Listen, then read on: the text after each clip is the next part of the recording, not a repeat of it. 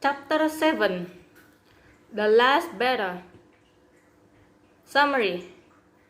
A false Aslan at Cauldron Pool beyond London West, on the western edge of Narnia, an ape named Sif and a donkey named Puzzle find a lion skin that has rushed down a waterfall. Sif proposes to make a winter coat for Puzzle, but the donkey thinks it would be disrespectful to Aslan to wear a lion skin. Clever Sif reminds the dull-witted donkey, "You're not good at thinking. Why don't you let me do your thinking for you?" Puzzle considers and Sif sews the coat with the lion's head still on it, then ties it onto the donkey. "If anyone saw you they'd think you were Aslan, the great lion himself," boasts Sif, which Puzzle thinks would be awful. Sif disagrees, saying everyone would do whatever you told them. He persuades Puzzle to impersonate Aslan, promising he will think of sensible orders for Puzzle to give. 3 weeks later, King Tirian, the last of the kings of Narnia, and his companion Jewel the unicorn are staying in the forest near Lantern West when they hear rumors that Aslan has returned to Narnia. They are overjoyed by the news, but soon Runwit the cantor arrives and cautions them that the tales must certainly be untrue.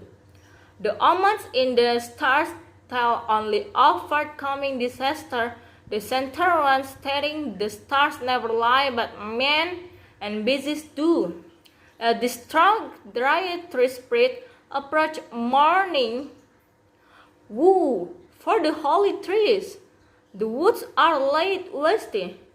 She calls on Tyrion for justice against those who are cutting down the trees nearby, killing her sister, and then she dies her own tree chopped down at its source miles away.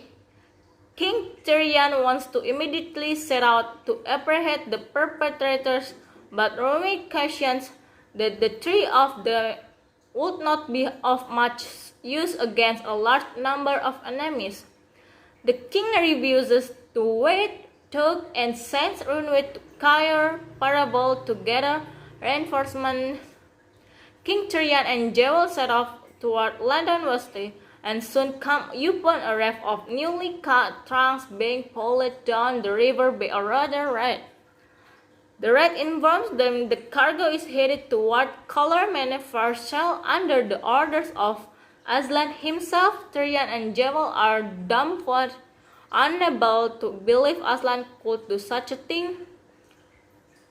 They then come to a clearing where trees are being felled, and half of the workforce is from Colorman, that great and cruel country to the south, and a sometime enemy of Narnia. When Tyrion realizes the horses set to work on dragging the logs are talking horses, he loses his head in rage, and he and Jewel kill 2 of the Colorman guards. The king in captivity. Surrounded by Colormans, King Tyrion and Jewel quickly flee the scene to safety, but soon ashamed of their behavior, they return to the logging camp and turn themselves into receive the justice of Aslan. Sif, now called Lord Sif, mouthpiece of Aslan, is busy issuing comments and insults. He orders the squirrels to bring more nuts from their dwindling supplies and then rejects a borrowed request to see Aslan for himself.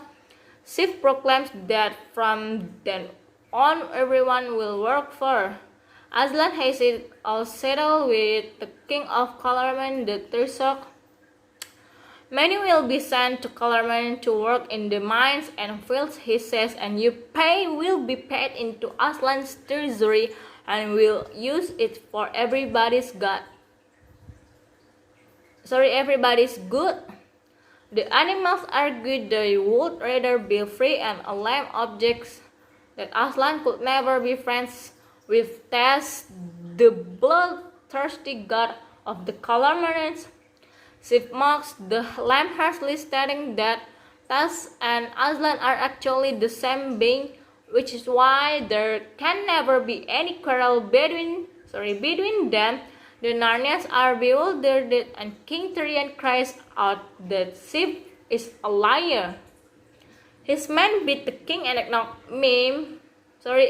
him out, and Sif screams at them to take him away. King Tyrion awakens that night, firmly bound a tree, sore, bleeding, and hungry. The jewel is now here to be found. A small pack of loyal woodland animals arrives secretly to feed and care for him, but they won't unto him for fear of injuring Aslan. They tell the king how Aslan comes out at night so the people can see him emerging from a stable at the top of a hill for just a few minutes. The disheveled animals never imagined Aslan would be so cruel, and they suppose he must be punishing Narnia of some unknown transgression. The animal scurry away as a bonfire is lit atop Stable Hill a short distance away. Tyrion sees Aslan emerging from the stable, surprised. The revered legendary lion is only a stiff thing which stood and said nothing. It's hard to believe the creature is truly Aslan, but he can't be sure that it isn't either. Once Aslan retreats to the stable, Tyrion reflects on Narnia's hysteria and how in ancient times human children would come to help in times of need. He cries out first to Aslan and then to children to come and aid Narnia once more, and immediately he falls into a state of vision. Before him appears the image of 7 humans seated together, friends of Narnia, but Tyrion is unable to speak. The vision fades and he returns to his senses. It is the worst woman he had ever had in his life. In just a few moments, two human children appear from nowhere and cut his bonds. It is Gilpol and Estascrap, the legendary curse of Prince Rillon from days of old. The trio quickly steals away, heading toward an Eunice watchtower in Nerby as the sun rises. The children explain that the 7 people Tyrion saw in his vision were themselves Peter Pevensie, Edmund Pevensie, Lassie Pevensie, Polly Plummer, and Gory Kirky, but only Jill and Estas are young enough to return to Narnia.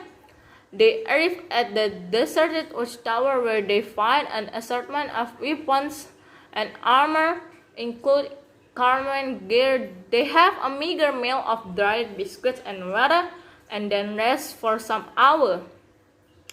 That night, the 3 put on the Colorman armor and use a special juice to tint their skin to a darker Colorman complexion. They return to Stable Hill and a covert mission to search for Jewel. The children hide while Tyrion easily overcomes the lounging guard who leads the king to the unicorn. Meanwhile, Jill sees her chance to investigate the stable where she finds the miserable puzzle the false Aslan and leads him into the forest to regroup with the Estas and Tyrion. The donkey, sorry for his part in all that has happened, reveals the exploit. Just then the group hears a troop of dwarves marching nearby, and Tyrion decides to go forth and meet him. With puzzle as proof, of Sif's liars, the king is certain the dwarf will rally to his side, and Sif and the colormen will be quickly dealt with. This, however, is not what happens. Tyrion confronts the dwarf and their colormen guards, who are marching the captives of to the mines. The king throws out puzzle in his lion skin to prove Swift has deceived them all, and together with the dwarf, they kill the guards. Following this scuffle, Tyrion's cry of the three cheers for Aslan is met with disturbing silence. The dwarfs, sore at having been fooled by the false Aslan, are skeptical that Jill and Estas are who they say they are, and anyway, I've heard as much about Aslan as I want to for the rest of my life, growls their leader Grivel. Rather than join sides with Tyrion to fight Sif, the dwarfs decide to go their own way. No more Aslan, no more kings, no more silly story about other words. They proclaim the dwarfs are only out for themselves now, and they set off into the forest, leaving behind a very deserted king and company. As only one dwarf, Poggin, turns back to join their party. The group returns to the tower for some rest and meal, and Poggin fills them in on the situation at Stable Hill. The devious cat Ginger has confidence the people that Tyrion has been eaten alive by Aslan. Sif, who has started thinking evilly, has himself become a puppet to Ginger, and the colorman Captain Rhys, Duchess of Puzzle, has been Sif's puppet. Neither Ginger nor Rhysda believe in either Aslan or trust. They are simply out for themselves and material gain. Suddenly, the sunny day clouds over, the temperature drops drastically, and a false smell greets them. In the forest nearby passes a horrifying vision. The vulture-headed colorman god Tess has come to Narnia. After the gruesome god passes, Poggin gloats that Tess' arrival will be a big shock for Sif and the colormen. People shouldn't call for demands unless they really mean what they say, he says.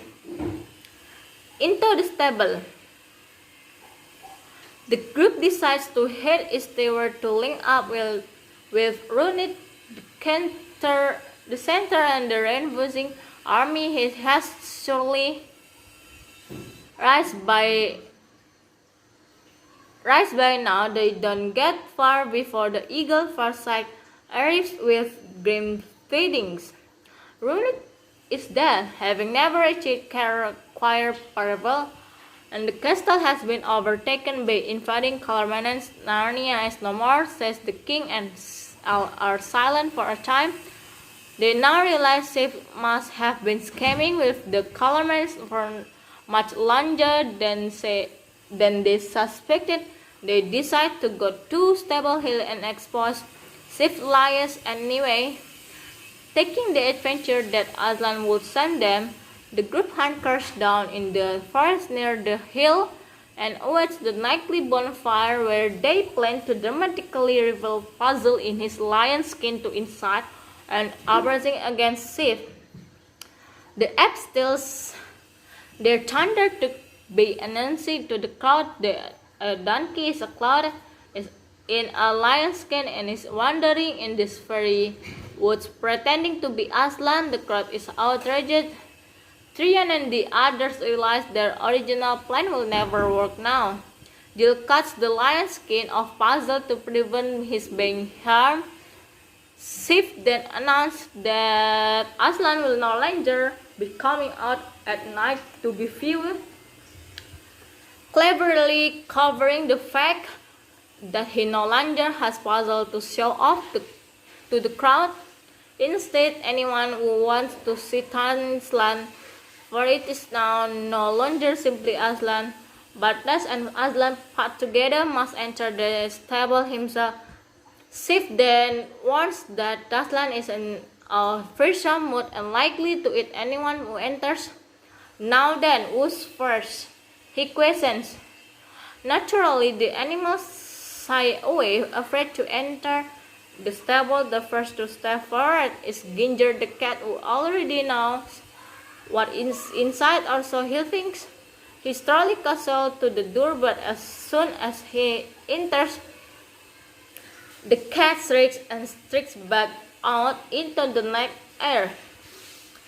He tries to speak of what he has seen, but alas, he transforms before their eyes from a talking beast back into a dumb animal. And now the crowd is truly terrified, and the animal begs Sif to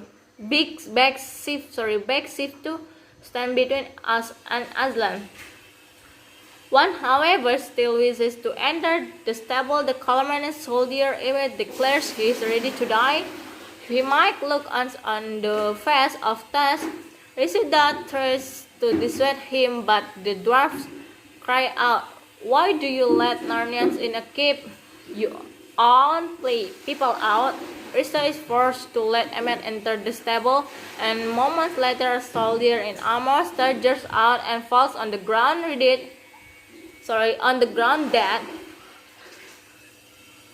Risa declares he has looked on Tas and is dead. Sif then tries to force a boar into the stable, and at last Tyrion can take no more. The group emerges from hiding and loudly denounces Sif and the colormans, asking all two Narnians to join with him. In Aslan's name, the fight commences and right away. Tyrion picks up and tosses Sif into the stable. A blinding light erupts, the ground shakes, and they hear a hideous furious as the ape disappears into the dark room. The talking dogs join Tyrion's side, while the treacherous dwarfs under Glyval's command shoot down the loyal taking horses.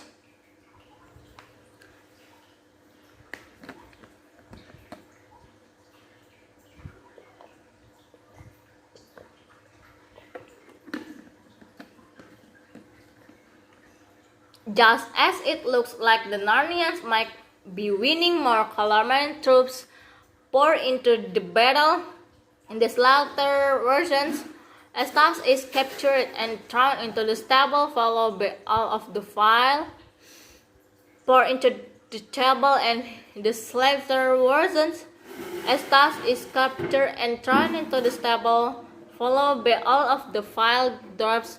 Pogin grimly predicts that we shall all, one by one, pass through that dark door before morning, to which Jewel replies, "It may be for us the door to Aslan's country, and we shall sup at his table tonight, one by one." Their only file, the boar and Jewel, Farsight and Pogin, the loyal dogs, and countless others. King Tyrion is driven toward the stable by Risda, and before he can be forced in himself, the king grabs Risda and pulls him inside, crying, "Come in and meet us yourself again." There is a deafening noise and a blinding light, and the two disappear into the darkness. Inside, the scene is very different. It is daylight in a beautiful country, and nearby is the stable door as seen from the inside, standing alone in the air with no walls around it. Tyrion watches as the fearsome Tas captures the groveling Risda. 7 crowned kings and queens of Narnia then appear, and High King Peter banishes Tas to his own domain. Two of the royals are Jill and Estas, no longer battle dirty but fresh and joyous looking. Tyrion too has transformed, and he meets all of the royals, with only Susan being absent. She is no longer a friend of Narnia, and his kissed to believe that such a place exists. A place exists. Peter and Edmund described what was happening at the railway when they were pulled into Narnia. Then the train appeared to be going too fast around a bend. Then there was a frightful roar and something will hit me with a bang, but it didn't hurt, says Peter. The gory concourse adds that his senses passed from being out half disappeared in the group seemed to be close in age to each other now. Somehow too, Lucy then tells what they have seen since their arrival. A colorman guard entered the door and positioned himself in waiting to kill any enemy who entered, though he could not see or hear the kings and queens. Thus then appeared and frightened the senses of out of danger. The colorman soldier immediately next entered and was attacked by the sentry, whom he killed and drew back out the door. Ahmed could see the king and queens, but wandered off in a daze, unresponsive to them, still looking for tasks. Next appeared Sif, who was gobbled up in one bit by Tess, and then came the remaining disloyal dwarfs, who are still there sitting nearby in a circle.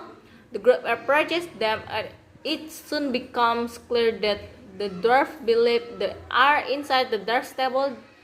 They cannot see the bright day around them. Aslan again appears and talks. He provides the dwarfs with a green fish. A green fish.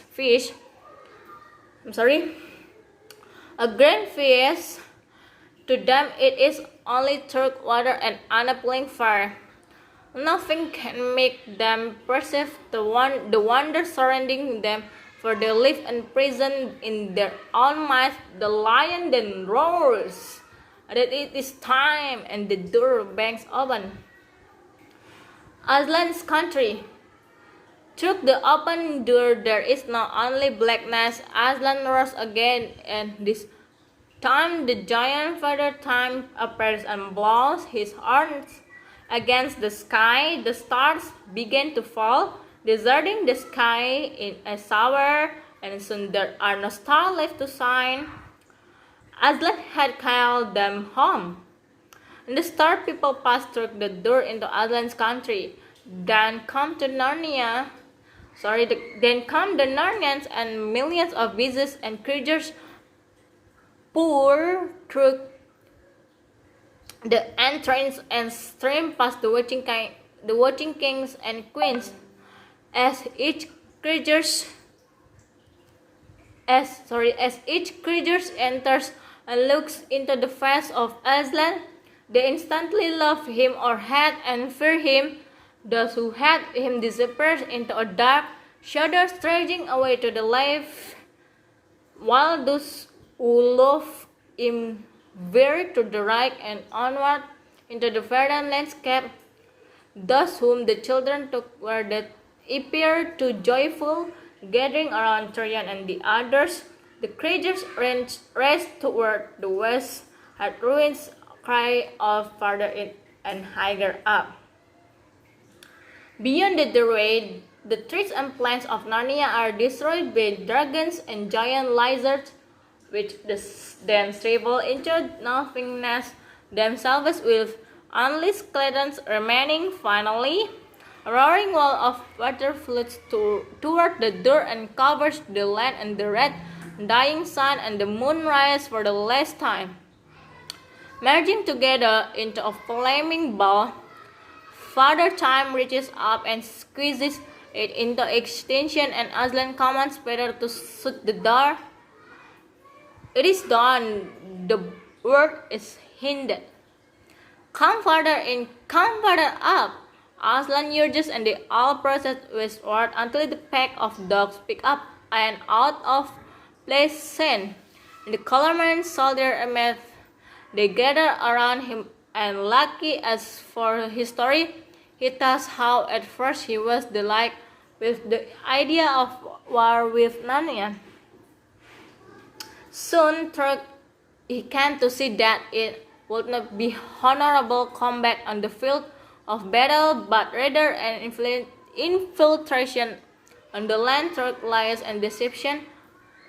The idea that Aslan and Tas were the same being was deplorable to him as he had served Tas all his life and had Aslan.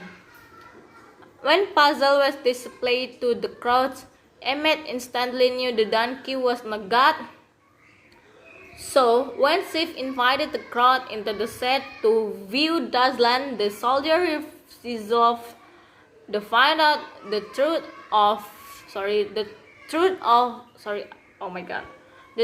from himself, and especially after Ginger was so genuinely frightened by whatever was inside. Surely the true thoughts, whom they called on without knowledge or belief, has now come. He thought, willing to face death to see his God. A man entered the stable, and there found is the waiting soldier, whom he killed in self-defense and threw back out the door. Believing he had come to trust country, a man set off to seek his good, but found instead the great lion Aslan. Overwhelmed by the beast's greatness, Ahmed fell at his feet, expecting to be slain for having served Tas all his life, but instead Aslan welcomes him. All the service thou hast done to Tas, I account a service done to me, the lion said, then explaining that he and the Tas are not one but opposites. Only vile acts can be performed in Tas's service, and only good acts can be performed in Aslan. Because Ahmad has lived a life of noble virtues, he has actually served Aslan rather than Tas. Puzzled that approach and is greeted warmly together, the group turns westward once more. Among the other creatures heading in that direction, the land is fresh and lovely, and soon the people begin to recognize the mountains and hills of Narnia around them. The features are similar to those landmarks, but somehow more like the real things the gory makes. It is soon evident that they are indeed the Narnia remade, the same and yet different. It is the real Narnia, and the Narnia they had now was only a shadow or copy.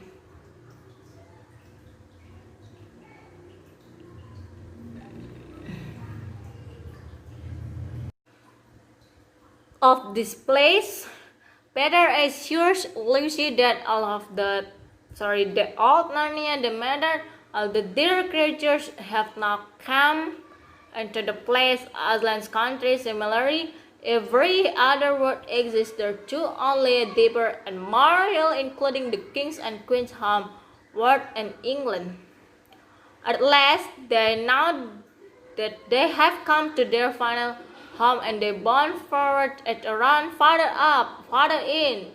They rested up the great waterfall, the living gravity through the water wheel, and at last come to the wild garden where the gory had plucked the apple of life so long ago. They come to the golden gates, and her horn sounds, the gates swing open, and out comes Ripijip, the talking mouse head indeed.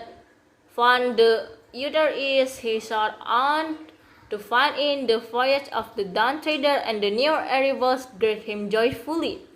Tyrians long gone, Father King Aelian is there too, once again young and hearty as well as fledged. The wind horse Pladegum, the Mars Eagle, Tumnus the Faun, and scores of other old friends. In the center of the horses are King Frank and Queen Helen, and almost as if they were Adam and Eve in all their glory.